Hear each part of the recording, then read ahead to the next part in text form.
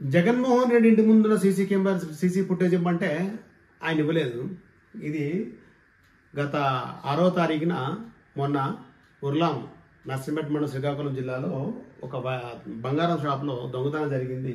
ఈ 5గురు సస్పెక్ట్, వీళ్ళు అవునా కాదా అనేది పోలీసులు నిర్ధారించలేదు. అంటే చెప్పడమే చెప్పారు 5 సైకిల్ మీద. ఇది మా ఇంటి సీసీ ఫుటేజ్.